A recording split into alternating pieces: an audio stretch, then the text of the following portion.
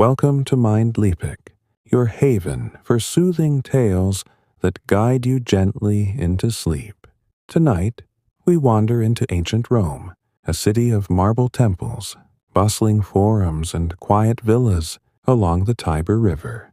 We'll uncover the lives of its women, from humble farmers to grand empresses, revealing their daily tasks, their dreams, and the secrets that shaped an empire.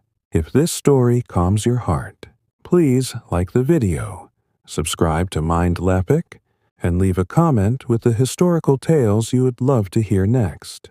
Now, settle in, close your eyes, and let the whispers of Rome carry you to rest. Ancient Rome, from its founding around 753 BCE to its fall in 476 CE, was a world of contrast, grandeur and grit, power and poverty. The Tiber River nourished its fields, while its 7 hills cradled a city that ruled empires. Most Romans were farmers, living in small villages or crowded tenements. Others were artisans, traders, or senators, their lives tied to Rome's heart. The Forum. Women, whether plebeian or patrician, wove their days with work, family, and faith, their hands shaping the city's story under the gaze of gods like Juno and Vesta. Picture a farmer's wife waking in a simple stone house, the air cool before dawn. Her home is modest, with a straw mattress and a clay hearth. She rises to grind barley for porridge, her hands turning a stone quern, the scrape a familiar song. The family eats quickly, bread with olive oil or figs, washed down with watered wine, safer than river water. Her husband is already in the fields, guiding a plow through clay soil to plant wheat or vines. She joins him later, weeding or harvesting grapes, her woolen tunic damp with sweat under the sun. Her work stretches beyond the fields. She tends a small garden by the house, growing leeks, lentils, or herbs like rosemary, vital for lean times. Chickens scratch in the yard, and she collects their eggs, saving some for market. If the family owns a goat, she milks it, stirring cream into cheese with a wooden spoon. She spins wool into thread, her fingers twisting fibers by firelight, weaving cloth for tunics or blankets. At night, she mends clothes with a bone needle. The oil lamps flicker, casting soft shadows on the wall. Children are her constant care. A mother might have 5 or more, though many die young from fever or hunger. She carries her youngest in a sling while working, teaching older ones to fetch water or feed pigs. Childbirth is risky, with midwives using herbs like fennel or honey to ease pain. But infections lurk. Women pray to Juno, goddess of motherhood, placing clay figurines in their homes. The Tiber's bounty, fish or greens, adds to meals, but poor diets weaken many, making illness a shadow over their lives. In Rome's crowded city, life is different. A plebeian woman lives in a tenement, a cramped insula with wooden floors and smoky air. She helps her husband, perhaps a baker, kneading dough or tending an oven, her hands dusted with flour. Some women sell vegetables or cloth at the Forum, their stalls shaded by linen awnings. They barter for bronze coins or oil, their voices rising in the market's hum. Literacy is rare, but some learn to count for trade, marking tallies on wax tablets under the glow of a lamp. Patrician women live in grand villas with mosaic floors and shaded courtyards. A noblewoman wakes to servants preparing her breakfast, bread, cheese, and wine. She oversees the household, checking olive stores or ordering wool from weavers. Her education, learned from tutors, includes reading Latin or managing accounts. She wears fine wool stolas, dyed purple or saffron, and gold jewelry. Her role is to host dinners, strengthening her husband's alliances, or pray for his success at the Senate, her voice soft in a private shrine. The emperor's court is a world of splendor and danger. Empresses like Livia or Agrippina wielded influence, their images carved on coins. A noblewoman might advise her husband, a senator, or manage villas across provinces. Marriage was political, tying families to power, but love could grow. She prayed to Venus, goddess of love, for harmony, offering roses at altars. Court life was lavish, feasts with peacock or wine. But plots simmered, with rivals vying for favor. Religion touched all. Plebeian women prayed to Vesta, goddess of the hearth, lighting lamps in their homes. City women visited temples, their marble steps worn smooth, to offer bread to Ceres. Patrician women funded shrines, their names carved in stone. Vestal virgins, sacred priestesses, tended Rome's eternal flame, their vows binding them to chastity. Faith was daily, with amulets worn for luck, or prayers whispered at dawn. Rome's mysteries captivated all. Gladiators fought in the Colosseum, their clashes a spectacle, while women cheered or mourned. The empire's wealth, gold from Egypt, silk from Asia, hid secrets of trade and conquest. Women prepared offerings for the dead, believing in an afterlife of shades. Their lives, from field to forum, were steeped in these wonders, their hands weaving Rome's legacy. Daily life held small joys. A farmer's wife shared wine with neighbors under an olive tree. A city woman laughed at market, her stall bustling. A noblewoman played a lyre, her notes drifting through a villa. These moments, fleeting but warm, balanced their toil, the Tiber's flow a steady backdrop. Challenges were many. Droughts starved fields, plagues swept cities, and court intrigues threatened nobles. Yet women endured, their resilience a quiet force. As the Tiber reflects the stars, picture the woman by her hearth, her hands still, her day done. Let Rome's whispers cradle you into sleep. The Tiber River flows softly under a twilight sky, its waters a gentle hum through a Roman village. Inside a stone house, a woman adjusts a woolen veil, her heart fluttering as she prepares for her betrothal. In the bustling city of Rome, another woman shares bread with her husband, their smiles warm in a tenement's dim light. In a grand villa, a noblewoman prays to Venus, her hands offering roses for her marriage's harmony. Love and marriage in ancient Rome were woven with duty, tradition, and quiet moments of affection, shaping women's lives across the empire. In this second part, we explore how women, farmers, city dwellers, and patricians navigated the bonds of love and family.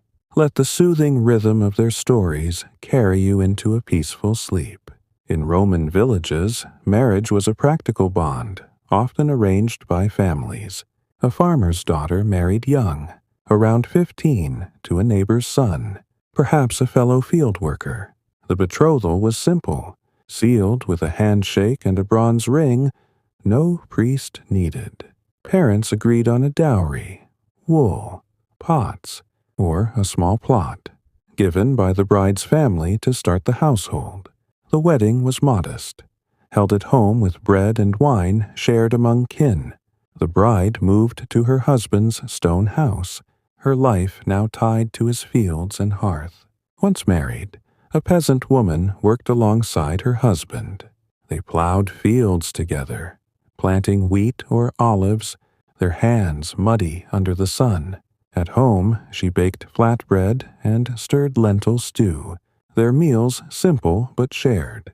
Their house was small, with a straw bed and clay hearth, privacy rare with children or kin nearby. Love was shown in small acts, her mending his tunic, him bringing wild figs from the market. At night they sat under an olive tree, sipping watered wine, the Tiber's breeze cooling their weary bodies. Children were a marriage's core. A peasant woman bore many, often 6 or 7, though illness or hunger claimed some. Childbirth happened on a reed mat, with a midwife using herbs like sage to ease pain. Infections were common, and women prayed to Juno, placing clay figurines by the hearth. Babies were swaddled in wool, carried in slings while mothers weeded fields. Older children helped, fetching water or herding goats, learning by watching their parents. Meals of bread, cheese, and greens were shared on the floor, their bond a quiet strength. In Rome's crowded city, marriage had a different rhythm. A plebeian woman, perhaps a baker's wife, married a man met at market or festival. Her family arranged the match, but affection could spark, sealed with the gift of a woven shawl or a clay lamp. The couple lived in a tenement, a cramped insula with wooden stairs and smoky air. They worked together, she kneading dough while he fired the oven, their hands in sync. Love was practical, her saving coins for oil, him carving her name on a clay shard. City women had legal rights in marriage. Roman law let women keep their dowry, coins, cloth, or jewelry, separate from their husband's wealth. They could divorce, though it was rare, returning to their family with their dowry.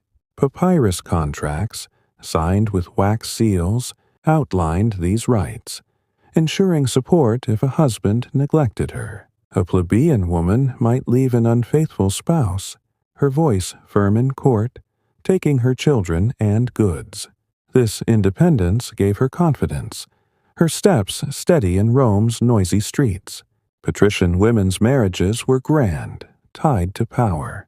A noble girl was betrothed by 12, often to a senator or general, to strengthen family ties. Her dowry was vast: land, gold, or slaves, presented at a lavish feast with music and roasted peacock. The wedding was public. The bride, in a white stola and flame-colored veil, walking to her husband's villa under torchlight. Her role was to bear heirs and host dinners, her charm binding allies. Love could grow, but duty ruled, her life shaped by Rome's politics. A patrician woman managed a villa's household. She oversaw servants cooking, weaving, or tending gardens, her orders given in a marble courtyard. Her children were raised by nurses, but she taught them manners or Latin, preparing sons for the Senate and daughters for marriage. Childbirth was safer with skilled midwives and better food: wine, olives, meat, but still risky. She prayed to Venus, offering roses or wine at a shrine, her heart seeking peace for her family. In the emperor's court, marriage was a game of power. Empresses like Livia married to secure dynasties, their unions sealed with political deals. A noblewoman might advise her husband, whispering strategies during feasts, her words shaping Rome's laws. Love was rare but possible. Tomb inscriptions show husbands praising wives for loyalty. Yet rivalry loomed, with other families plotting for favor.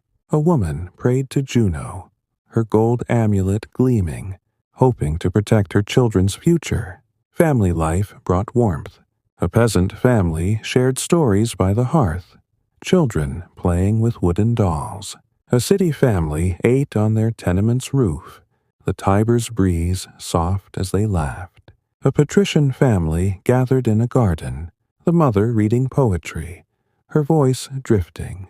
Festivals like Saturnalia united families, with women baking honey cakes and dancing, their joy a fleeting escape. Challenges tested love. Droughts left fields barren, forcing couples to ration bread. Disease swept cities, with mothers mourning lost children. Patrician women faced court plots, their marriages strained by ambition. Divorce brought stigma, especially for peasants with little to fall back on. Yet women endured. A farmer's wife cooked through hunger. A city woman rebuilt after loss. A noblewoman secured allies with charm. Faith shaped marriage. Women honored Vesta, lighting lamps for home and hearth. Temples blessed unions, their rituals tying love to gods. Infidelity was scorned, with laws punishing betrayal. But loyalty was praised, carved on tombs. Love was a quiet anchor, shown in a husband's gift of a comb or a wife's woven shawl. As the Tiber reflects the stars, picture the woman adjusting her veil, her ring glinting, her day done. The city's hum fades. The villa grows still. Her love, woven with duty, holds her world steady. Let this image cradle you, guiding you into sleep, as we prepare for the next part of our tale. The Tiber River glimmers under the soft glow of dawn, its waters a quiet rhythm for a Roman village waking slowly. Inside a stone house, a woman kneads dough by a clay hearth, her hands dusted with barley flour. In the bustling streets of Rome, another woman sets up a market stall, arranging baskets of olives under a linen awning. In a grand villa, a noblewoman checks a loom's fine wool, her eyes sharp as she guides her servants. Work was the backbone of life for women in ancient Rome, their hands shaping homes, markets, and empires.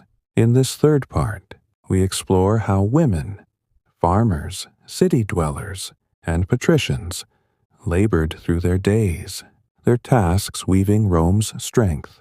Let the gentle flow of their efforts lull you into a peaceful sleep. For peasant women in villages outside Rome, work was endless, tied to the land's rhythms. They woke before sunrise, the air cool in their stone homes with straw roofs. A woman ground wheat with a quern, her hands turning the stone to make flour for flatbread, the heart of every meal. She baked in a clay oven, its heat warming the small room, and stirred lentil pottage with herbs from her garden. Breakfast was simple, bread with oil or figs, shared with her family before they scattered to the fields. Fieldwork was grueling. Peasant women joined their husbands, planting wheat or vines in the Tiber's fertile soil. In spring, they sowed seeds, their fingers pressing into clay earth. Summer meant weeding, pulling stray plants under the hot sun, their woolen tunics heavy with sweat. Autumn brought harvests, cutting grapes or olives with bronze sickles, their baskets heavy by dusk. Some gleaned leftover grain, a right for the poor to feed their children. This labor filled granaries and paid taxes to the emperor, their work a quiet offering to Rome. Beyond fields, women tended animals. A peasant woman milked goats, her wooden bucket filling slowly. The milk churned into cheese for meals or market. She fed chickens, collecting eggs in woven baskets, and let pigs root in the yard. Her garden grew leeks, garlic, or rosemary, watered with Tiber River jars balanced on her shoulder. She spun wool into thread, her spindle twirling by firelight, weaving cloth for tunics or trade. Laundry was another task, scrubbing wool in the river with ash soap, then drying it on stones under the sun. In Rome's crowded city, women's work was varied. A plebeian woman lived in a tenement, its wooden floors creaking, and helped her husband, perhaps a cobbler. She stitched leather sandals, her needle quick, or sold bread at the forum, her stall bustling with traders. Some women wove coarse wool, dyeing it red or blue with madder or indigo. Their cloth sold for coins. Others ran food stalls, frying fish or baking honey cakes, their voices calling softly in the market's hum. Counting was learned for trade, marking tallies on wax tablets by lamplight. City women also worked as servants in wealthy homes, sweeping mosaic floors or carrying water from fountains. Some were midwives, delivering babies in cramped insulae, their hands skilled with herbs like fennel. A few ran shops, selling oil or wine, their ledgers scratched with basic sums. These women, though poor, were vital, their work feeding Rome's endless appetite. Markets were lively, with women bartering for bronze coins or spices, their stalls shaded against the midday heat.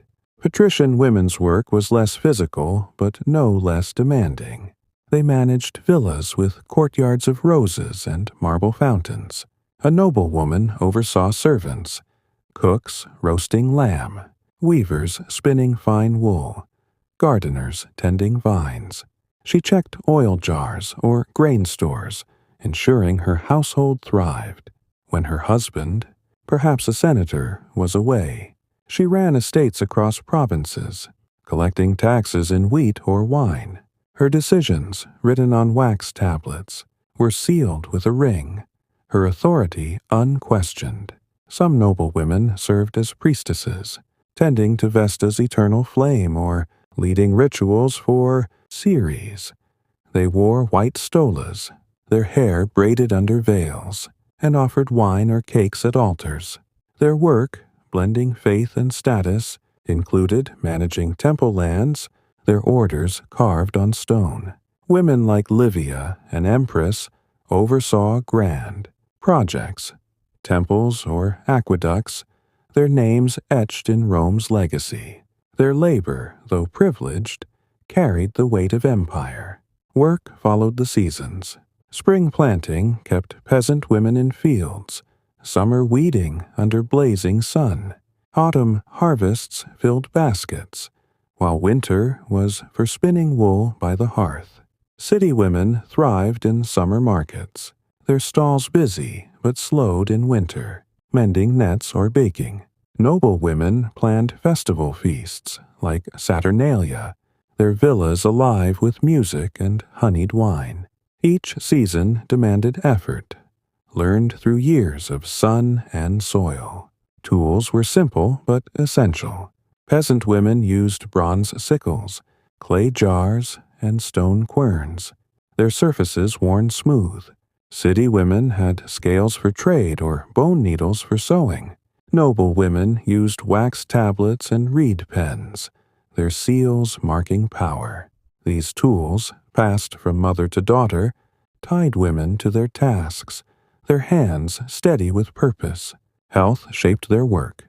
Poor diets, bread and oil, left peasant women tired, their bodies strained by lifting or childbirth. City women faced crowded streets, risking fever or injury. Noble women, with better food, still suffered from stress or labor pains. All used herbs, mint for digestion, sage for wounds, their knowledge a quiet strength. Challenges were constant. Droughts dried fields, taxes took harvests, and city fires burned stalls. Noble women faced political plots, their estates at risk, yet resilience shone. A farmer's wife replanted after floods. A city woman rebuilt her shop. A noblewoman negotiated with senators, her villa secure. Their work, though heavy, built Rome's foundation. As the Tiber reflects the first stars, picture the woman by her hearth, her dough kneaded, her hands resting. The market grows quiet, the villa's lamps dim. Her labor, steady and vital, holds her world together. Let this image cradle you, guiding you into sleep, as we prepare for the next part of our tale. The Tiber River flows gently under a starlit sky, its waters a soft murmur through a Roman village wrapped in night. Inside a stone house, a woman lights a clay lamp before a small statue of Vesta, her hands offering a pinch of spelt.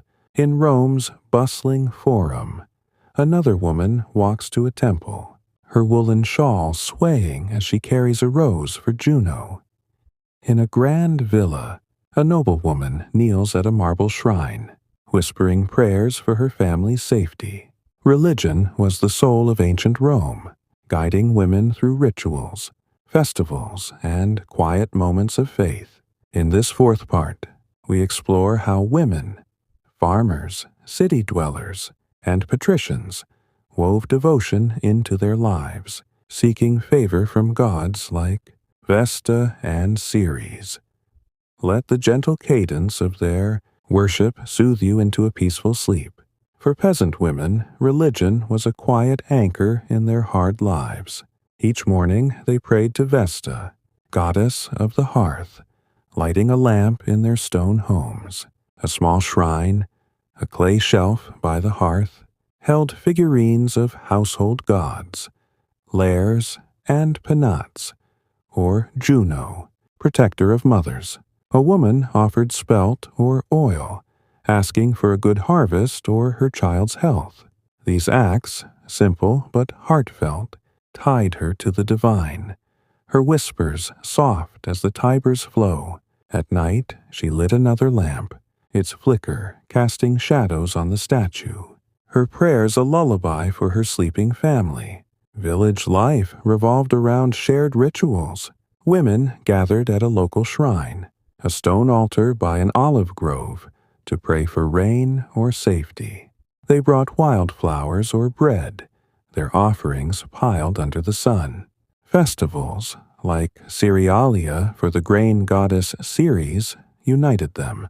They baked spelt cakes, flavored with honey, and danced to flutes under starlight, their woolen tunics swaying. These moments, though brief, lifted their spirits, their voices blending in devotion. The gods were close, in the Tiber's flood or the harvest's yield, guiding their toil. In Rome's crowded city, religion was grander, centered on marble temples. A plebeian woman visited the temple of Juno on the Capitoline Hill, its steps worn smooth, to offer a loaf of bread or a clay dove. Temples buzzed with priests chanting, but women had roles too. Some served as attendants, sweeping temple floors or lighting incense for Venus, their woolen shawls bright in torchlight. Their prayers for love or healing mingled with the city's hum, their faith a steady thread in Rome's chaos. City women joined festivals with zeal. During Saturnalia, they exchanged gifts, candles or figs, and feasted in the forum, their laughter echoing. They wore amulets, like bronze crescents or bullet charms, tucked under tunics for protection. Magic was part of faith, spells, whispered over sick children or wax, tablets inscribed with prayers to banish harm. A woman might visit a seer by the Tiber, her coins buying omens read from bird flights, her hope tied to the god's will. Patrician women worshipped with elegance. Their villas had private shrines, marble statues of Minerva or Vesta gleaming by lamplight. A noblewoman offered wine or roses, praying for her husband's success in the Senate. Some served as priestesses, like the Vestal Virgins, guarding Rome's sacred flame. These women, chosen young, vowed chastity for 30 years, their white stolas and veiled heads symbols of purity. They lived in a grand house by the Forum, tending fires and leading rituals, their work vital to Rome's prosperity. Vestal virgins held unique power. They prepared mola salsa, a sacred flour mix, for state rituals, their hands grinding spelt with care. Their prayers, chanted in temple courtyards, were believed to protect Rome from war or plague. Yet their vows were strict. Breaking them meant death, their lives a balance of honor and duty. Other noble women funded temples, their names carved on marble, like Cornelia, who built shrines to Ceres.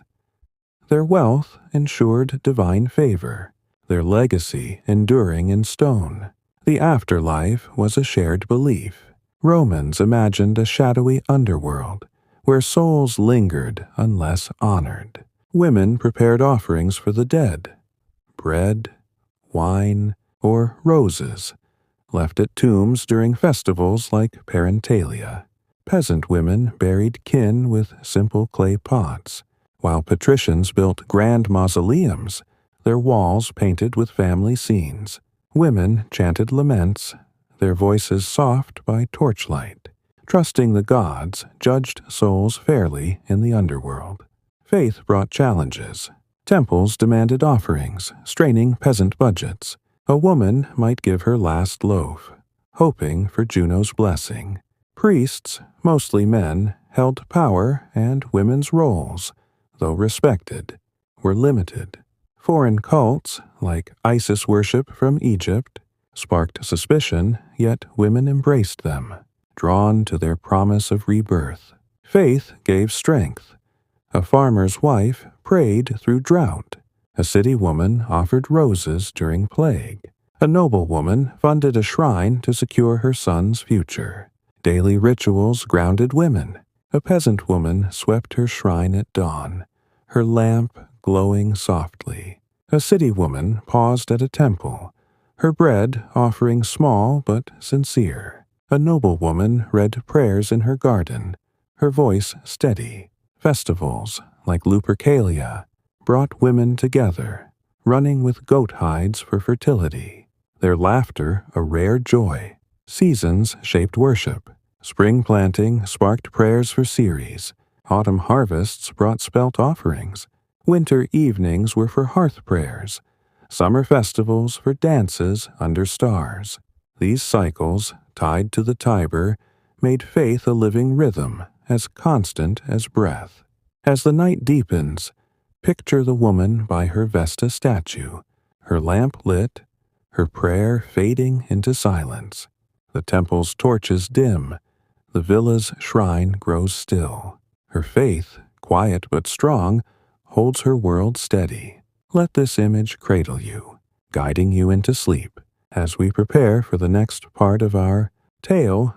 The Tiber River shimmers under the soft light of dawn, its waters a quiet lullaby for a Roman village stirring gently. Inside a stone house, a woman crushes mint in a clay bowl, her hands steady as she prepares a remedy for her child's cough. In Rome's crowded streets, another woman wraps a linen bandage around a neighbor's wound, her touch gentle yet sure. In a grand villa, a noblewoman sips a tonic of honey and rosemary, seeking relief from a fever. Health was a constant concern in ancient Rome, where women faced illness, injury, and childbirth with limited tools but deep resilience. In this fifth part, we explore how women, farmers, city dwellers, and patricians cared for their families and themselves, blending herbs, faith, and care. Let the soothing rhythm of their healing guide you into a peaceful sleep. For peasant women, health was fragile, shaped by their hard lives. Their diet was simple: flatbread, olive oil, and watered wine, with occasional greens or figs from the market. This lack of variety left them weak, especially during pregnancy or nursing. Long days in fields, harvesting wheat or olives, strained their backs and hands. Cuts from sickles or burns from hearths were common, and dirty water from the Tiber spread infections. Plagues, like those in the Antonine Plague of 165 CE, swept villages, with women nursing the sick, their own health at risk. Childbirth was a great danger. Peasant women gave birth on straw mats in their homes, aided by midwives who relied on experience. Midwives used herbs like fennel or sage to ease labor, but complications, bleeding or breech births, were often fatal. Women prayed to Juno Lucina, goddess of childbirth, placing clay figurines near the hearth. Many bore 5 or more children, but half might die young from fever or malnutrition. Mothers returned to work soon after birth, their bodies tired, their hands still tending fields or looms. Healing depended on tradition and herbs.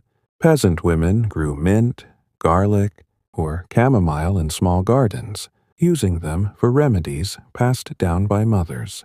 Mint tea soothed stomachs.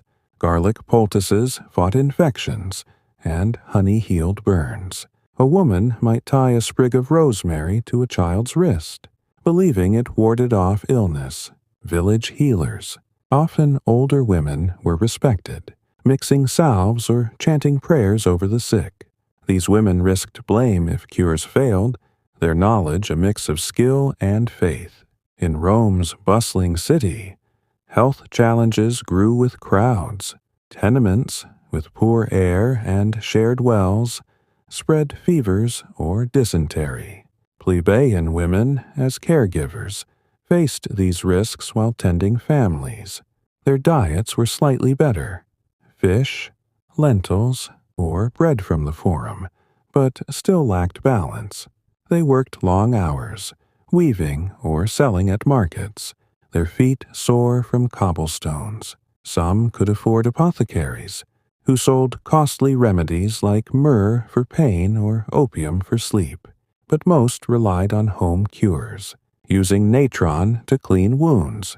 City women served as healers too. Midwives delivered babies in cramped insulae, their hands quick with linen bandages or herbal tonics. Some women, like those in medical texts, treated fevers or broken bones, their skills learned from mothers or temple healers. Male physicians, trained in Greek methods, existed, but women's knowledge was vital for childbirth or women's ailments. A market woman might sell chamomile tea, her stall a hub for remedies, her voice soft as she advised neighbors. Patrician women had better health, but faced similar risks. Their diets, meat, wine, olives, strengthened them, but childbirth remained perilous. They summoned physicians who used bronze tools or checked pulses, yet treatments often failed. Noble women used expensive cures: rose oil for skin, saffron for fatigue. Their villas stocked with herbs from provinces. They bathed in heated water, scented with lavender, in marble tubs, their servants fanning them to ease summer heat. Temples were centers of healing. Priestesses, often noble, served in shrines to Aesculapius, god of medicine. Mixing salves or praying over the sick, they used sacred water from springs, believed to cure fevers, or burned incense for purification. Women, like those in the Temple of Ceres, grew medicinal plants, thyme or rue, in stone gardens, their knowledge recorded on wax tablets. Their prayers to Juno or Minerva, offered with wine or cakes, sought divine aid for health. Hygiene was basic but vital. Peasant women washed in the Tiber, using ash soap to scrub wool tunics or hair. City women used public fountains, their water carried in jars. Noble women bathed in private baths, their skin oiled with rose or almond. Monthly cycles were managed with linen pads, washed and reused, though temples barred women during this time, citing ritual impurity. Dental care meant chewing fennel seeds or rubbing teeth with pumice, but toothaches plagued many, especially peasants eating gritty bread. Mental health was rarely understood. Sadness or visions were seen as divine signs, not illness. A woman might burn incense to Juno, seeking calm, or visit a seer for omens. Noble women, stressed by court life, sipped lavender tonics to ease nerves. Peasant women shared worries at the well, their talk a quiet comfort. Community was a balm, with neighbors offering broth or prayers during illness. Seasons shaped health. Summer heat brought fevers. Winter chills caused coughs. Women dried herbs in autumn, storing mint or sage for lean months. During plagues, they burned rosemary to purify air or wore crescent amulets, though these offered little protection. Faith was a healer. Women prayed to Aesculapius, leaving clay offerings at shrines. Daily care was woven into life.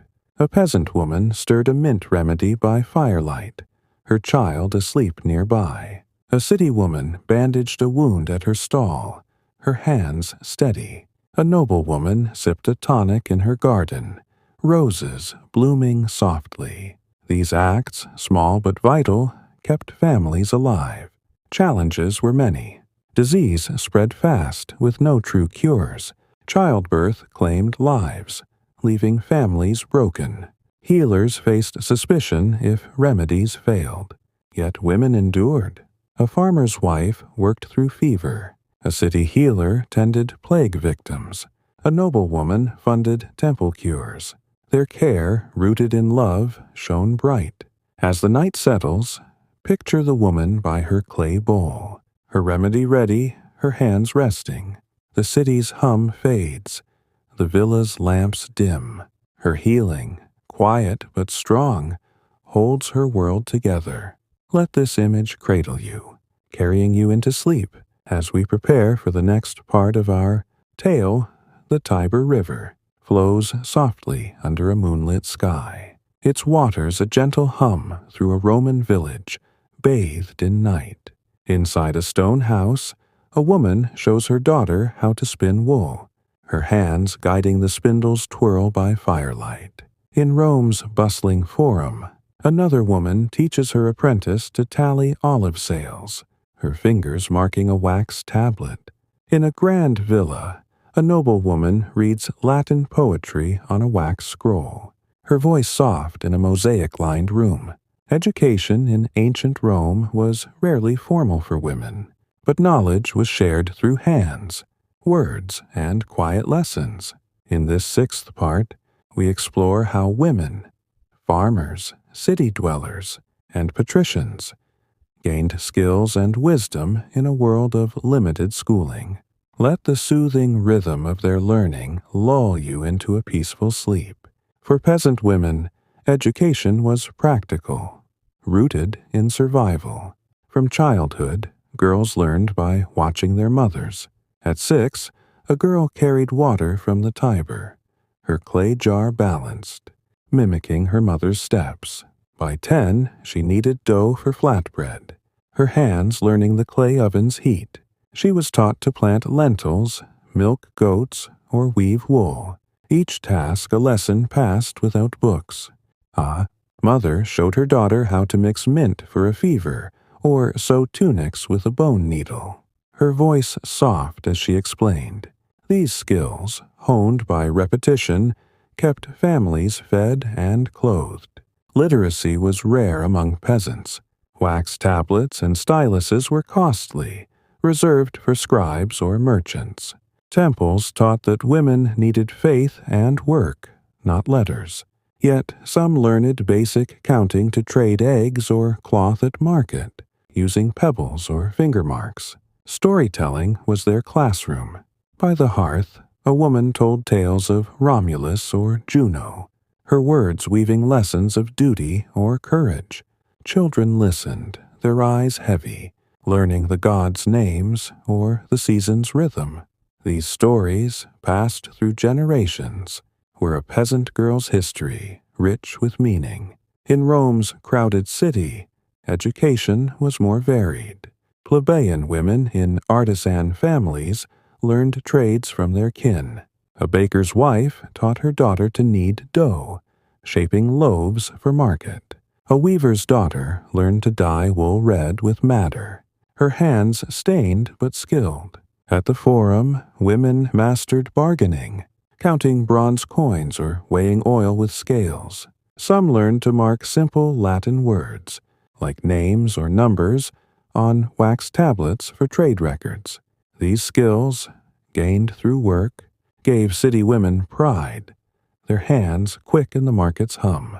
City women passed knowledge through apprenticeships. A seamstress took a young girl, showing her to stitch leather or weave fine wool. In merchant families, women learned basic accounting, scratching sails on clay or wax. While boys attended schools for rhetoric or law, women's learning was practical, tied to home or trade. Papyrus records from Pompeii show women signing contracts, their marks proof of their skills. A market woman might teach her niece to tally fish, her voice steady under a linen awning, her lessons a quiet legacy. Patrician women had the most access to education, though it served their roles. From childhood, they studied with tutors in villas, learning Latin to read poetry or manage households. A noble girl, perhaps 8, sat in a courtyard, copying verses on a wax tablet, her stylus scratching softly. She learned prayers to Vesta or accounts for olive stores, preparing to run estates. Some studied music, playing lyres or flutes for rituals, their notes drifting through marble halls. These lessons shaped them for marriage or temple duties, their minds sharp with purpose. Temples were centers of learning for women. Priestesses, often noble, studied sacred rites, memorizing hymns to Ceres or Minerva. They learned to read omens, cloud, patterns or bird flights, or mix incense for offerings. In the house of the Vestals, women copied ritual texts, their wax tablets listing prayers or cures for fevers. Their knowledge, blending faith and skill, was vital to Rome's spiritual life. Women like Cornelia, mother of the Gracchi, were famed for their learning, teaching their sons rhetoric, their wisdom praised in inscriptions. Education varied by region. In Rome's urban heart, Greek tutors taught noble women philosophy or poetry. In rural provinces, like Campania, women learned farming or trade, their skills tied to local needs. Empresses like Agrippina studied Greek and Latin, their letters to allies shaping Rome's politics. These differences shaped how women learned, from market counts to courtly verses. Daily learning was woven into tasks. A peasant girl watched her mother churn cheese, learning to measure milk. A city woman showed her daughter to weigh bread, her scale steady in the forum. A noble woman read to her children, her voice tracing tales of Aeneas. These moments, small but steady, built knowledge over years. Women shared wisdom at wells or markets, trading tips on herbs or weaving. Their voices a quiet bond. Challenges limited learning. Wax tablets were scarce, and scribes guarded their craft. Peasants had little time, their days filled with toil. City women faced male-dominated trades, their roles often secondary. Noble women's education ended at marriage, shifting to villas or temples. Yet women adapted, memorizing prayers, bartering for tablets, or listening to priests. A peasant woman taught her daughter to count eggs. A city woman scratched sums by lamplight. A noble woman studied hymns, their resilience a quiet force. Seasons shaped learning. Winter, with fields quiet, was for teaching weaving by the hearth. Summer markets were for learning trade. Autumn for herb drying lessons. Festivals, like Saturnalia, brought songs or dances taught by mothers to daughters. These cycles, tied to the Tiber, made learning a rhythm as steady as breath. As the night grows still, picture the woman by her spindle, her daughter watching, the wool's rhythm soft. The forum's hum fades, the villa's lamps dim. Her knowledge, quiet but vital, shapes her world. Let this image cradle you, carrying you into sleep as we prepare for the next part of our tale. The Tiber River flows quietly under a starlit sky, its gentle ripples a soft hum through a Roman village cloaked in night. Inside a stone house, a woman counts her woven wool, preparing to settle a debt with a neighbor. In Rome's bustling forum, another woman stands before a magistrate, her voice steady as she claims her share of a shop's profits. In a grand villa, a noble woman seals a wax tablet with her ring, her orders binding an estate's tenants. The law in ancient Rome shaped women's lives, granting rights rare for the ancient world, but limited by tradition and power. In this seventh part, we explore how women, farmers, city dwellers, and patricians navigated legal systems to protect their homes and futures. Let the soothing rhythm of their stories guide you into a peaceful sleep. For peasant women, the law was simple, rooted in village customs. Disputes over fields, goats, or debts were settled by elders under an olive tree, their words final. A woman might stand in the village square, her basket of grain in hand, explaining a neighbor's ox that trampled her crops. These hearings, guided by unwritten rules, aimed for fairness, but often favored men or wealthier families. Papyrus records from rural towns show women like Claudia arguing for their land, their voices calm yet firm in the morning light. Roman law granted peasant women surprising rights. They could own property, even when married, keeping a small plot or dowry, wool, pots, or coins, separate from their husband's wealth. A widow inherited part of her husband's land, farming it to feed her children or pay taxes in grain. Divorce was legal, though rare in villages. A woman could leave a neglectful husband, taking her dowry back to her family's house. She might appeal to elders, her case settled over shared bread, her rights upheld with a nod. Marriage contracts protected peasant women. Verbal agreements, sealed by families, promised food and shelter from a husband.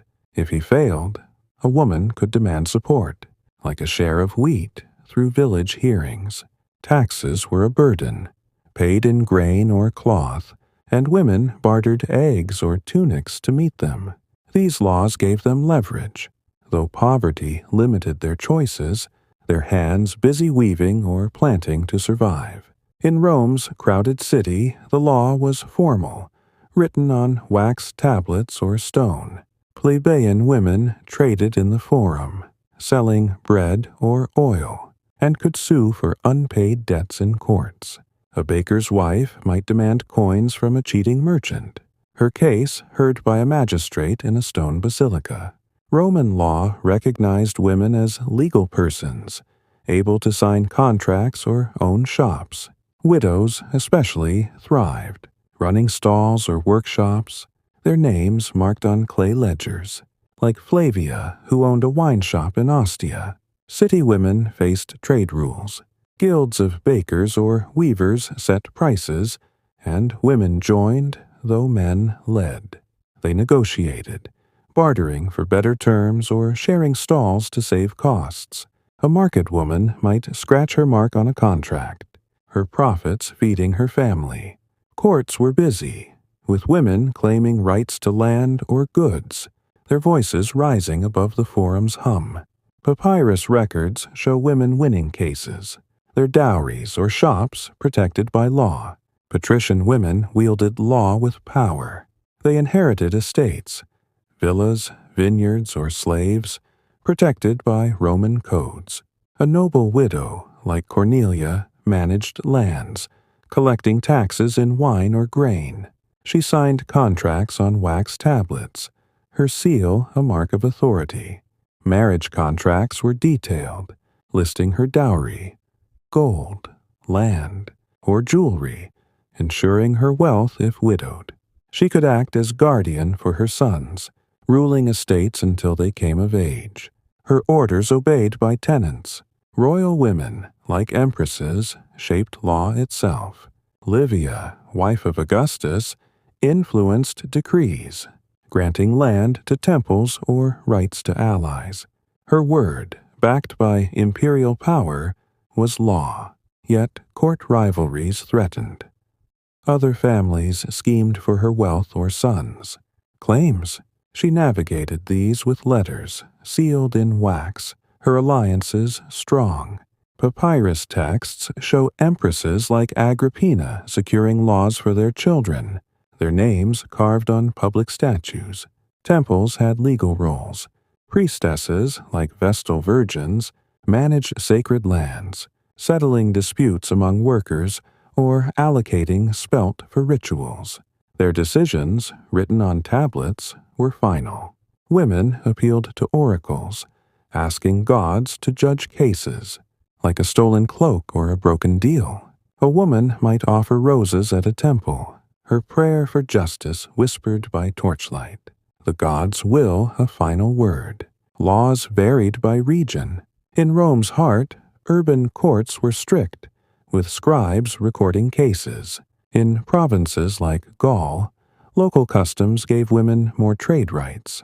Divorce laws were generous. Women kept dowries and could remarry. But social stigma weighed heavily, especially for peasants. Widows had freedom but faced taxes or land disputes, their resilience tested. Daily life met law in small ways. A peasant woman paid taxes with wool, her basket weighed by a village scribe. A city woman signed a shop lease, her mark on wax. A noblewoman checked estate records, her seal binding orders. These acts, routine but vital, tied women to Rome's legal web. Challenges were real. Courts favored men or the rich, and scribes demanded fees. Illiteracy forced women to rely on others to write petitions, risking mistakes. Noble women faced plots, their lands coveted, yet resilience shone. A farmer's wife bartered to pay a fine. A city woman won her case with sharp words. A noblewoman secured her estate with clever deals. Some, like Pomponia, left wills, their daughters' futures safe. Seasons shaped legal life. Autumn harvests brought tax disputes, settled under village trees. Spring markets saw women signing trade deals. Winter was for writing wills by firelight. Festivals, like Saturnalia, paused disputes, with women sharing cakes for peace. As the night settles, picture the woman by her wool pile, her debt paid, her hands resting. The forum grows quiet. The villa's lamps dim. Her rights, hard-won, anchor her world. Let this image cradle you, carrying you into sleep as we prepare for the next part of our tale. The Tiber River flows gently under a twilight sky, its waters a soft whisper through a Roman village wrapped in dusk. Inside a stone house, a woman shares a clay cup of watered wine with her neighbor, their laughter warm by the hearth's glow. In Rome's bustling forum, another woman trades a loaf of bread with a fellow vendor, their smiles bright under a linen awning. In a grand villa, a noblewoman gathers her companions to weave garlands for a festival, their voices soft in a rose-filled courtyard. Community was the heart of ancient Rome, binding women through shared work, faith, and moments of joy. In this 8th part, we explore how women, farmers, city dwellers, and patricians built networks of support to face life's trials. Let the soothing rhythm of their bonds cradle you into a peaceful sleep. In Roman villages, community was survival. Peasant women worked together, their lives tied to the Tiber's seasons. During spring planting, they sowed wheat or lentils in fields, their hands moving in rhythm as they sang to Ceres, goddess of grain. Harvests united them, gathering olives or grapes, their baskets heavy by dusk. A woman might lend a jar of oil to a neighbor whose crop failed, knowing help would return in hard times. This quiet pact, forged in shared toil, kept families fed when drought or plague struck. Village life centered on shared spaces. The well, a stone pit by the Tiber, was where women met, filling clay jars while trading news of births or storms. The communal oven, warmed by shared wood, baked their bread, its heat drawing talk of children or harvests. Sunday gatherings at the village shrine. A simple stone altar brought them together. Women knelt, offering spelt or wildflowers to Juno, their prayers for health or rain blending softly. These moments wove a web of trust. their voices a gentle hum under the stars. Older women were village anchors. A grandmother watched children while mothers worked fields, her tales of Romulus keeping them quiet. Healers, often widows, shared remedies, teaching younger women to mix mint for coughs or bind wounds with linen. When disputes arose over a stray pig or a broken fence, women mediated, their words calming tempers over shared wine. Festivals like Cerealia brought joy, with women baking honey cakes and dancing to flutes, their steps light despite tired bodies. In Rome's crowded city, community thrived in markets and tenements. Plebeian women, selling fish or cloth in the forum, formed tight bonds. A baker might trade loaves with a weaver, their talk turning to prices or priests. These exchanges built trust in competitive markets. Women joined religious groups, like devotees of Vesta, pooling grain or wool to feed the poor. During Saturnalia, they marched in processions, carrying candles or figs, their voices raised in songs, their laughter echoing through stone streets. City women supported each other in trade. A seamstress shared her needle with a neighbor, teaching her to stitch tunics. Widows running stalls hired other women, passing on skills like baking or dyeing wool. In weaving districts, women worked side by side, spinning threads or painting pots, their chatter easing long hours. Papyrus records from Ostia show women forming partnerships, pooling coins to buy oil or fight taxes. These networks, built on shared work, helped them thrive in Rome's busy streets. Patrician women's communities were smaller but vital. In villas, they surrounded themselves with companions, sisters or friends, who sewed, sang, or played lyres together. A noblewoman like Cornelia hosted feasts, her table laden with wine and olives, strengthening ties with other families. During wars or plagues, she relied on these women to manage servants or send letters to allies, their loyalty forged in quiet moments by lamplight. Her villa, with mosaic floors and rose gardens, was a haven for these bonds. Temples were unique communities. Priestesses, like Vestal virgins, lived in sacred houses, their days filled with rituals. They tended Vesta's flame, wove sacred cloth, or mixed mola salsa for offerings. Novices learned from older priestesses, memorizing hymns or tending altars. These women, bound by faith, shared meals of bread and fish in marble courtyards, their voices soft in prayer. Some, like those in the temple of Ceres, gave food to the poor, their work a bridge to the city. Community meant caregiving. Peasant women nursed neighbors, boiling sage for fevers, or sharing bread during hunger. City women gave oil to struggling vendors, their stalls a hub of kindness. Noble women funded temple aid, providing wool or grain for the needy. During plagues, like the Antonine Plague, women risked their lives to tend the sick, burning rosemary to purify air. These acts, rooted in faith and care, strengthened bonds but exposed women to danger, their courage a quiet sacrifice. Challenges tested these ties. In villages, disputes over land or water sparked tension, though women resolved them with shared meals. In cities, competition for customers strained friendships, but women bartered to keep peace. Noble women faced court rivalries, their allies sometimes swayed by gold, yet they rebuilt trust with gifts of jewelry or cloth.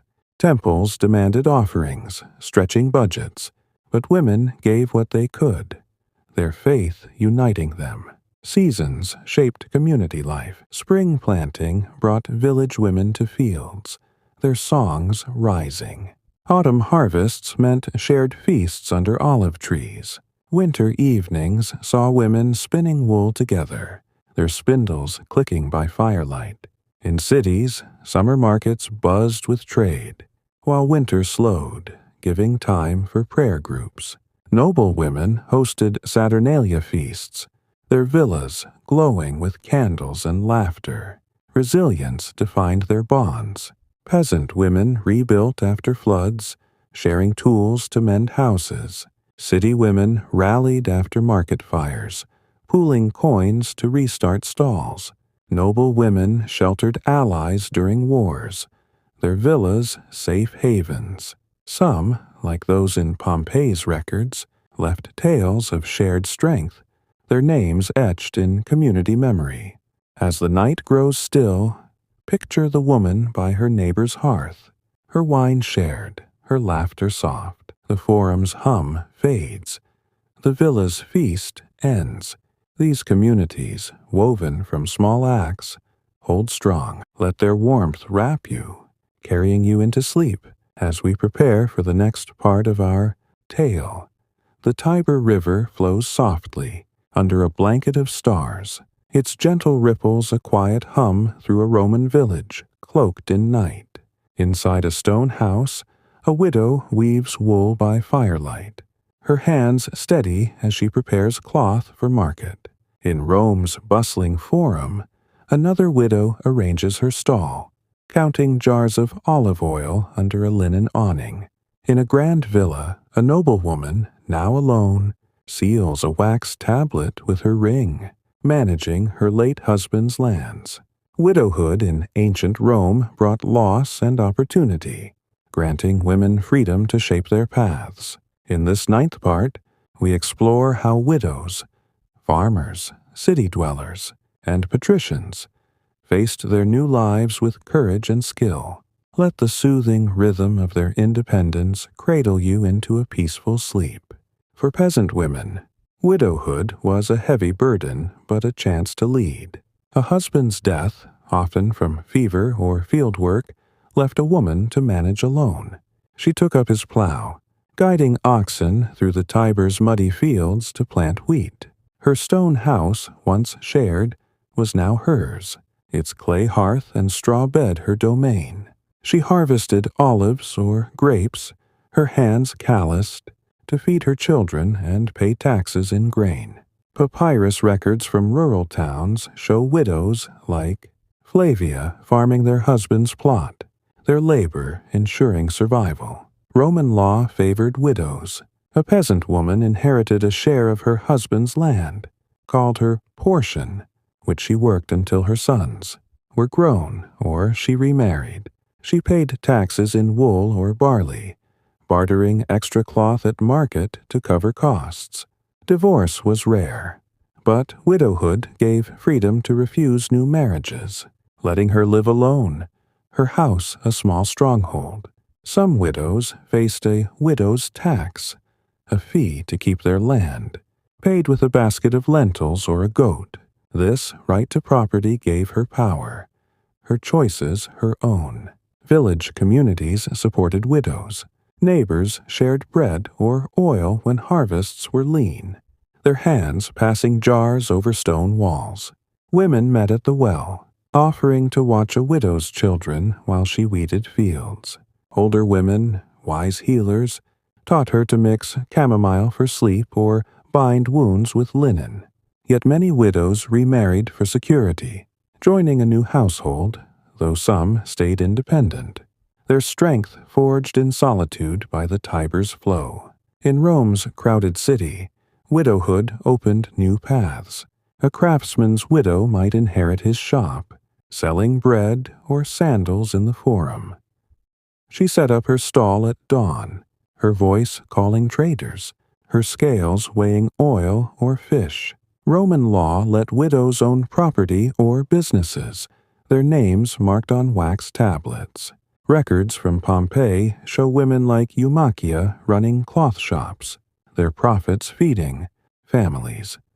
A widow could sue for debts or sign contracts, her mark a sign of independence in the city's hum. City widows faced challenges. Markets were competitive, with men undercutting prices, but widows adapted, joining women's networks to share goods or tips. A baker might trade loaves with a weaver, their alliance outlasting rivals. Some joined temple groups, offering spelt to Vesta for community support. Widows also taught apprentices, passing skills like dyeing wool or tallying coins, their knowledge a legacy in bustling streets. These bonds, formed in the forum's noise, gave them resilience to thrive. Patrician widows wielded great power. They inherited a third of their husband's estate. Lands, villas, or slaves, called their dower. A noblewoman, like Cornelia, managed vineyards or tenant farms, collecting taxes in wine or grain. She lived in a villa with marble floors, her servants weaving fine wool or tending roses.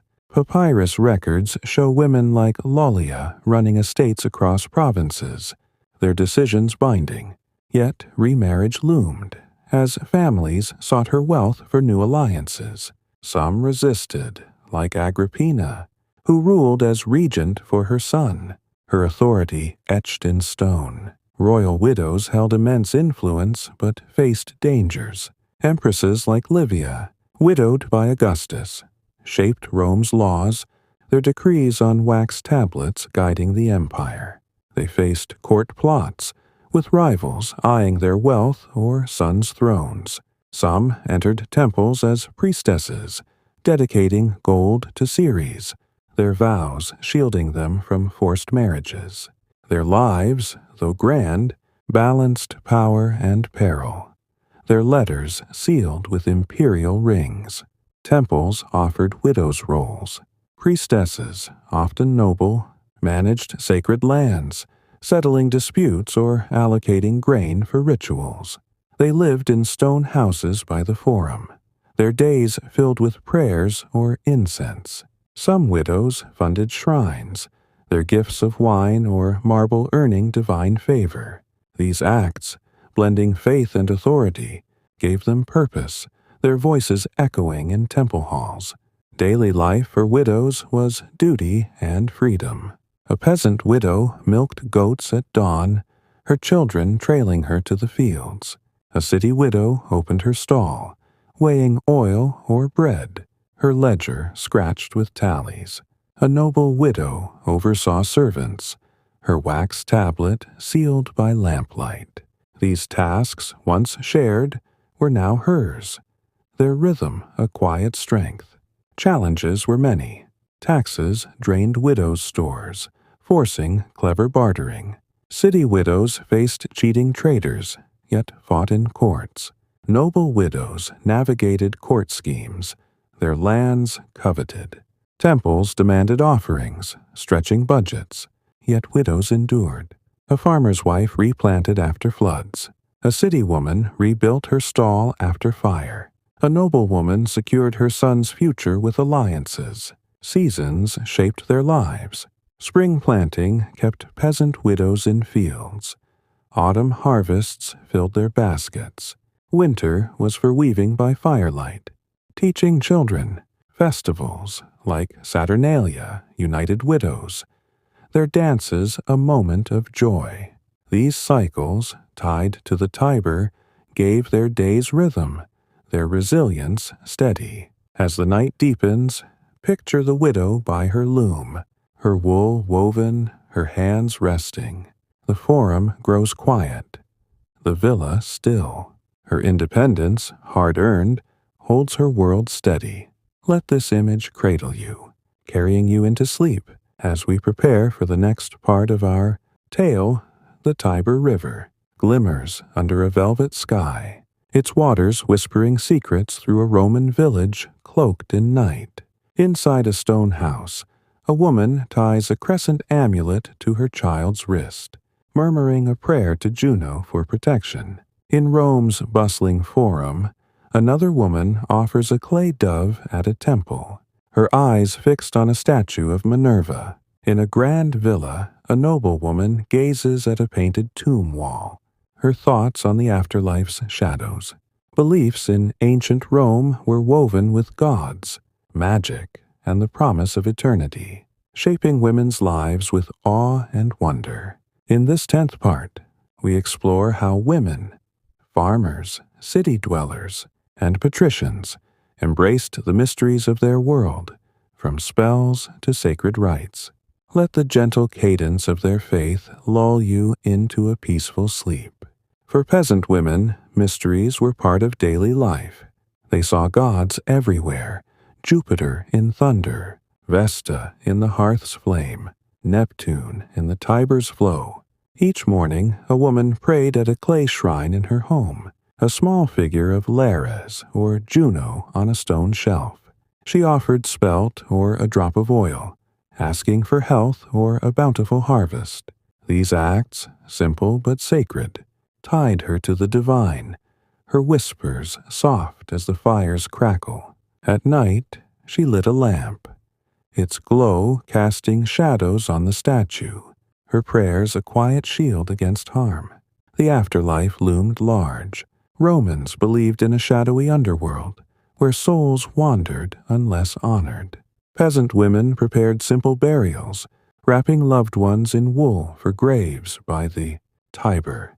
They placed clay coins or bread in the earth, hoping to ease the soul's journey. Funerals were modest, with women chanting laments under starlight, their voices mourning yet hopeful. These rituals, learned from mothers, gave comfort, promising peace beyond death's veil. Village women shared tales of mysteries. By firelight, they spoke of Romulus vanishing in a storm or cursed tombs in distant lands. These stories passed through generations, mixed fear and wonder, teaching children to honor the gods. Magic was practical. Spells whispered over sick goats or clay charms, buried in fields to protect crops. A healer might burn rosemary, her chants warding off spirits, her knowledge blending faith and skill, soothing fevers or fears.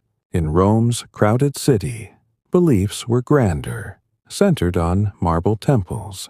Women visited the temple of Vesta, its eternal flame glowing, to offer bread or roses. Priests chanted, but women had roles, shaking rattles in rituals for Ceres, or sweeping sacred floors. Their prayers for love or healing echoed in stone halls, their woolen shawls swaying in torchlight. City women wore amulets, bronze bulls or crescent moons, tucked under tunics, believing they guarded against curses or illness. Festivals brought mysteries to life. During Parentalia, women walked to tombs outside Rome, leaving wine or violets for the dead. They believed spirits lingered, needing offerings to rest. These processions, with flutes and soft chants, were solemn yet warm, uniting families under the stars. City women consulted seers by the forum, their coins buying omens read from sheep bones or clouds, guiding choices in marriage or trade. These answers, seen as divine, anchored their hopes. Patrician women embraced beliefs with splendor. Their villas had private shrines, marble statues of Minerva or Venus gleaming by lamplight. A noblewoman offered wine or myrrh, praying for her son's success in the Senate. Some served as priestesses, leading rites for Juno, their white stolas flowing as they poured milk on altars.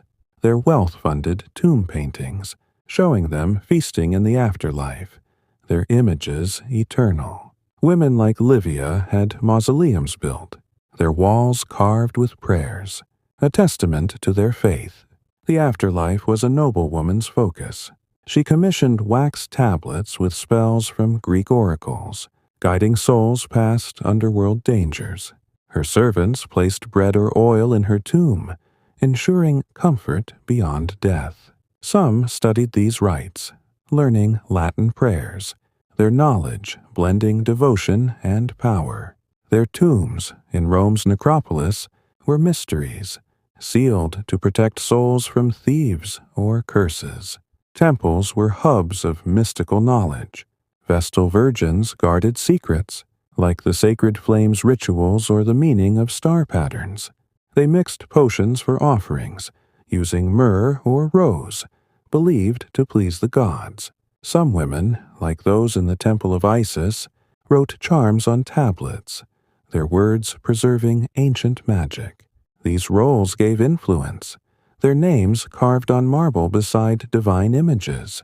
Beliefs shaped daily life. A peasant woman tied a charm to her child at dawn, her spell soft. A city woman paused at a shrine, her dove offering sincere. A noble woman prayed in her garden, her voice tracing hymns. Festivals, like Saturnalia, saw women exchange candles, their joy a fleeting escape from toil. These acts, small but sacred, wove faith into their days. Challenges tested belief. Plagues seemed like God's wrath, pushing women to offer more at shrines, straining their stores. Temples demanded costly gifts, leaving peasants with less bread. Foreign cults, like Isis or Mithras, drew suspicion, yet women joined, seeking hope. Faith endured. A farmer's wife prayed through famine. A city woman offered violets during illness. A noble woman built a shrine for her family's future. Seasons shaped worship. Spring planting brought prayers for Ceres. Autumn harvests offered spelt. Winter evenings were for hearth rituals. Summer festivals for dances to Venus. These cycles, tied to the Tiber, made faith a rhythm as constant as breath. As the night settles, picture the woman by her shrine, her amulet placed, her prayer fading. The temple's torches dim, the villa's chapel grows still. Her beliefs, quiet but deep, hold her world steady. Let this image cradle you, carrying you into sleep as we prepare for the next part of our tale. The Tiber River flows gently under a canopy of stars, its waters a soft murmur through a Roman village wrapped in night. Inside a stone house, a woman stirs pottage by firelight, her hands steady despite a failed harvest. In Rome's bustling forum, another woman rebuilds her stall, her voice firm as she barters for wood after a fire. In a grand villa, a noblewoman writes a letter to secure her family's lands, her stylus moving with purpose by lamplight. Resilience was the quiet strength of ancient Roman women, who faced drought, plague, and loss with courage and skill. In this 11th part, we explore how women, farmers, city dwellers, and patricians endured hardships, their resolve shaping their world. Let the soothing rhythm of their perseverance lull you into a peaceful sleep. For peasant women, resilience was a daily act. Life was harsh. Droughts dried fields, fevers stole children, and taxes drained their grain.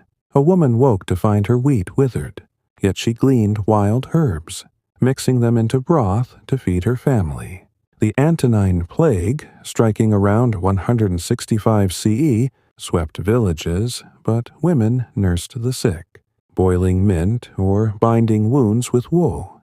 Their hands, calloused from plowing or weaving, worked through grief, their strength born of necessity. Loss tested their endurance. A husband's death from fieldwork or illness left a widow to farm alone. Her wooden plow heavy in the Tiber's mud, she harvested olives with her children, their baskets light but enough to barter at market. Papyrus records from rural towns show women like Flavia rebuilding after floods, trading wool for reeds to mend roofs. When wars disrupted villages, women hid grain in clay jars or fled with their young, returning to plant again. Their resilience was quiet, rooted in survival. Community fueled their strength. Neighbors shared oil when a widow's stores ran low, their hands passing jars over stone walls. Women gathered at the well, trading tips on salves or sewing, their chatter easing sorrow. Older women, wise from years of toil, taught younger ones to dry lentils or mend nets, their knowledge a lifeline.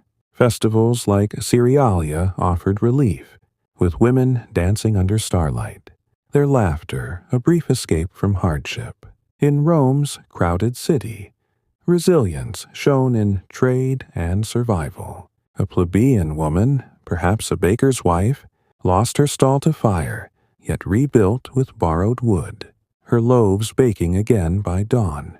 Plagues swept tenements, but women kept selling fish or cloth, their hands steady despite fear. Records from Pompeii show women like Eumachia running shops after loss, their profits feeding kin. Markets were tough, with men undercutting prices, but women adapted, bartering or suing for debts in stone basilicas. City women faced economic strain. Taxes took much of their earnings, and cheating traders tested their wits. Yet they fought back, joining networks to share goods or tips. A weaver allied with a fish seller, their trade stronger together. When floods ruined stalls, women hauled mud to rebuild, their voices rising in the forum's hum. Their resilience was in their adaptability, learned through years of navigating Rome's noisy streets. Patrician women showed strength in power and politics. Court life was perilous, with rivals plotting for land or favor. A widow like Livia, wife of Augustus, ruled as regent, her decrees guiding Rome through unrest. During wars, noblewomen managed villas, rationing wine or arming guards to protect lands. Papyrus texts describe women like Cornelia securing inheritances, outwitting rivals with clever letters. Their strength lay in strategy, their minds sharp as they balanced alliances. Childbirth tested all women. Peasant mothers bore children on straw mats, returning to fields soon after, their bodies aching. City women worked through pregnancies, stirring dough while nursing infants. Noble women, with better care, still risked death in labor, their midwives praying to Juno. Loss was common. Many children died, young, but women carried on, raising survivors with fierce care. A mother's grief was private. Her strength shone in her steady hands as she baked or wove. Faith was a pillar of resilience. Peasant women prayed to Vesta during droughts, their crescent amulets clutched tightly. City women offered violets at temples, seeking strength through plagues. Noble women funded shrines, their gold ensuring divine favor. Temples, like those of Ceres, were refuges, where women found solace in hymns or offerings. Priestesses like Agrippina chanted prayers, their words a comfort, their faith a steady light in dark times. Seasons shaped their endurance. Summer heat brought fevers, forcing women to boil herbs. Autumn harvests rewarded toil, their baskets filled by weary hands. Winter hunger pushed women to ration grain, their pottage stretched with leeks. Spring festivals, like Lupercalia, lifted spirits, with women running with goat hides, their laughter defying hardship. These cycles, tied to the Tiber, taught them to adapt, their resilience as constant as the river. Challenges were relentless. Floods ruined fields, plagues emptied streets, and court plots threatened noble women's wealth. Taxes drained resources, forcing women to barter or borrow. Yet they endured. A farmer's wife saved seeds through famine. A city woman rebuilt after loss, her stall thriving. A noblewoman outsmarted rivals, her son's future safe. Some, like Livia, left legacies in marble, their strength carved for eternity. Daily life held small victories. A peasant woman shared wine with neighbors, her smile bright despite hunger. A city woman counted coins, her ledger balanced after a hard day. A noblewoman played a lyre with her children, her notes easing court stress. These moments, fleeting but warm, fueled their resolve, their bonds a quiet strength. As the night grows still, Picture the woman by her hearth, her pottage simmering, her hands resting, the forum's hum fades, the villa's lamps dim. Her resilience, steady and unspoken, holds her world together. Let this image cradle you, carrying you into sleep as we prepare for the next part of our tale. The Tiber River flows softly under a crescent moon, its waters a gentle whisper through a Roman village cloaked in night. Inside a stone house, a woman scratches her name on a clay shard, her fingers tracing a mark for her children. In Rome's bustling forum, another woman paints a dove on a tomb wall, her brush steady as she honors the dead. In a grand villa, a noblewoman oversees a statue's carving, her image destined to stand eternal in a temple's shade. In ancient Rome, women's legacies were woven into their daily lives, through work, faith, and love, leaving traces that time could not erase.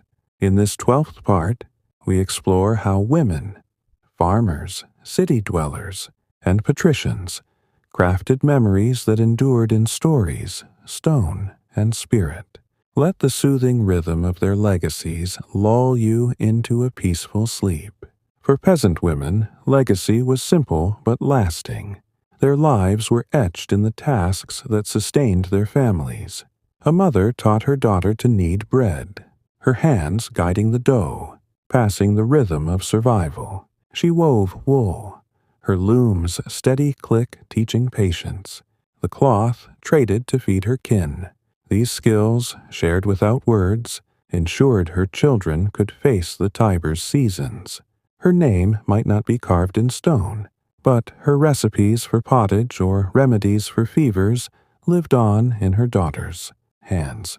Peasant women left traces in their villages.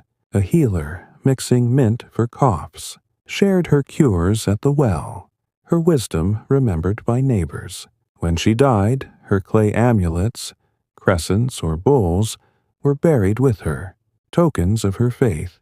Funerals were humble, with women chanting laments by the Tiber, their voices weaving her memory into village tales. Some left small gifts, like a woven shawl or a bronze pin, to daughters who wore them proudly, keeping her spirit close. Storytelling was a peasant woman's legacy. By firelight, she told tales of Rome's founding or Juno's power, her words shaping her children's dreams. These stories of gods or harvests carried her values, duty, resilience, faith, through time. Grandmother's tale of surviving a flood taught her grandchildren to store grain. Her legacy was oral, her voice a thread in the village's history, remembered as children retold the tales under starlight. In Rome's crowded city, legacies were more visible. A baker's wife, selling loaves in the forum, taught her apprentices to shape dough, her recipe known for its crisp crust. Her stall, shaded by linen, was a hub where women traded goods and stories, her name tied to the bread she sold. Some city women, like those in Pompey's records, left wills on wax tablets, dividing their goods, pots, wool, or coins, among their children. These documents ensured daughters inherited equally, a rare right in the ancient world. City women left marks through craft. A weaver dyed cloth with indigo, her patterns copied by others, her skill a quiet legacy. Some joined temple groups, offering spelt to Vesta, their charity remembered by the poor. During parentalia, they walked to tombs, leaving violets or wine, their acts tying them to eternity. Their names, scratched on clay or wax, lived in market ledgers or temple rolls, proof of their place in Rome's hum. Patrician women's legacies were grand, carved in marble and gold. A noblewoman funded shrines, her name etched on the temple of Ceres beside divine images. She commissioned statues, her likeness in limestone, standing in a villa's garden or a forum cloister. Her tomb, painted with scenes of feasts or prayers, told her story, her piety, her wealth, her children. Women like Livia, an empress, had mausoleums built, their walls glowing with murals, their memory eternal. Noble women left legacies through power. As regents, like Agrippina for her son Nero, they shaped Rome's laws, their decrees on wax tablets guiding the empire. They managed estates, their decisions, allocating grain or settling disputes, recorded by scribes. Some, as priestesses, led rituals, their hymns to Juno sung for centuries. Their wealth funded aqueducts or temples, like those of Eumachia in Pompeii, their names tied to Rome's glory. Royal women's legacies were timeless. Empresses like Livia wrote letters to senators, their words shaping Rome's future. Their tombs, filled with gold and prayers, were sealed against time, though many were looted. Their images, carved on coins or statues, showed them as goddesses, their power divine. Even in death, they influenced, their sons ruling with their wisdom. Inscriptions praise women like Plotina, their strength a beacon for generations. Temples preserved women's memories. Vestal virgins recorded their deeds on stone, their offerings to Vesta ensuring favor. They taught novices, passing hymns or remedies, their knowledge a living legacy. Some funded aid for the poor, their gifts of wool or oil easing hunger. These acts, blending faith and charity, tied their names to sacred spaces, their voices echoing in chants long after they were gone. Daily life was a canvas for legacy. A peasant woman baked bread, her recipe taught to her daughter. A city woman marked her stall's goods, her tallies kept by apprentices. A noble woman read hymns, her children learning her words. These small acts, repeated daily, built a chain of memory, linking mothers to daughters across years. Festivals, like Saturnalia, saw women leave candles or songs, their joy a gift to the future. Challenges tested their legacy. Tomb robbers stole treasures, erasing noble women's marks. Village fires burned homes, leaving only tales. Illiteracy meant many deeds went unrecorded, fading into oral history. Yet resilience shone. A peasant woman rebuilt her granary, her children fed. A city woman trained others, her craft enduring. A noble woman's statue stood, her name defying time. Seasons shaped their memory. Autumn harvests saw women store grain, their care ensuring survival. Winter evenings were for tales, spring festivals for dances that lingered in memory. The Tiber's rhythm carried their lives forward, their legacies as steady as its flow. As the night grows still, picture the woman by her clay shard, her name scratched, her hands resting. The forum's hum fades, the villa's statues gleam. Her legacy, quiet but eternal, holds her world steady. Let this image cradle you, carrying you into sleep as we prepare for the final part of our tale. The Tiber River flows softly under a starlit sky, its gentle ripples a final lullaby for a Roman village wrapped in night. Inside a stone house, a woman folds her woven shawl, her hands resting as she gazes at the hearth's fading glow. In Rome's quiet forum, another woman closes her stall, her baskets empty, her day done. In a grand villa, a noble woman lights a final lamp, her prayers to Vesta whispered in a marble courtyard. Ancient Roman women, from farmers to empresses, lived lives of toil, love, and faith, their stories weaving the empire's heart. In this 13th and final part, we reflect on their strength, their bonds, and the timeless lessons they left behind. Let the soothing rhythm of their world carry you into a peaceful sleep. Peasant women lived close to the Tiber's rhythm, their days shaped by its seasons. They rose at dawn to grind wheat, their hands turning querns, baking bread to feed their kin. In fields they planted olives, their tunics muddy, their harvests shared with neighbors. Their lives were simple: stone houses, clay hearths, woolen blankets, but rich with purpose. They taught daughters to weave, their spindles spinning by firelight, passing skills that outlasted years. Their resilience shone through droughts or plagues, their hands sowing seeds after floods, their hearts steady with hope. Their faith was a quiet anchor. At clay shrines, they offered spelt to Juno, praying for children or crops. Festivals like Cerealia brought them together, dancing under olive trees, their laughter a fleeting joy. Their stories, told by firelight, carried tales of gods and survival, shaping village memory. These women, though unrecorded in Rome's grand annals, left legacies in their daughters' hands, their recipes and remedies a thread through time. In Rome's crowded city, women thrived in the forum's hum. A baker's wife kneaded dough. Her loaves sold for bronze coins, her stall a hub of chatter. A weaver dyed wool, her patterns bright, her trade learned from her mother. They faced fires or plagues, rebuilding stalls with borrowed wood, their voices firm in courts to claim debts.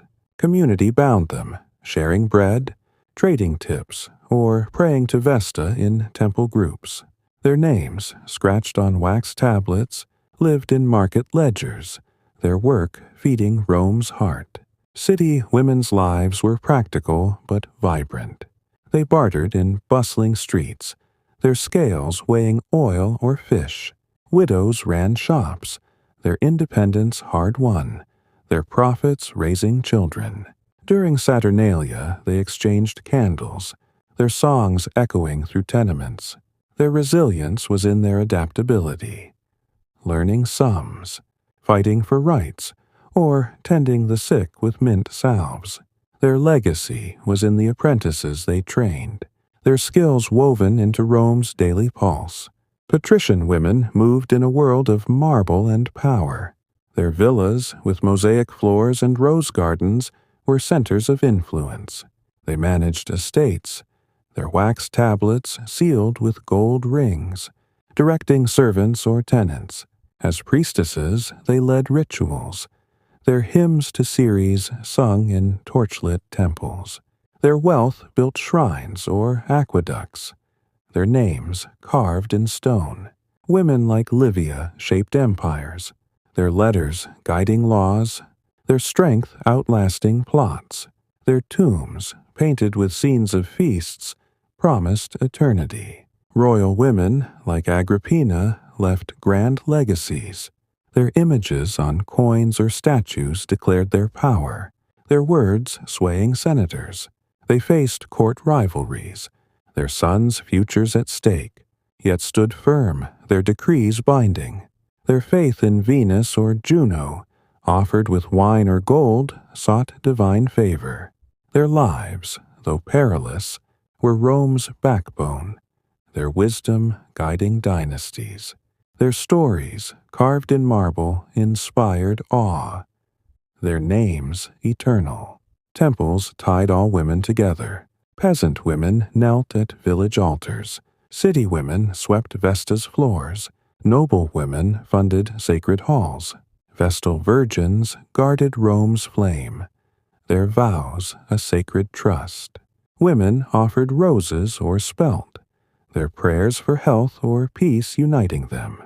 These acts, small or grand, wove faith into Rome's fabric, their devotion a quiet strength.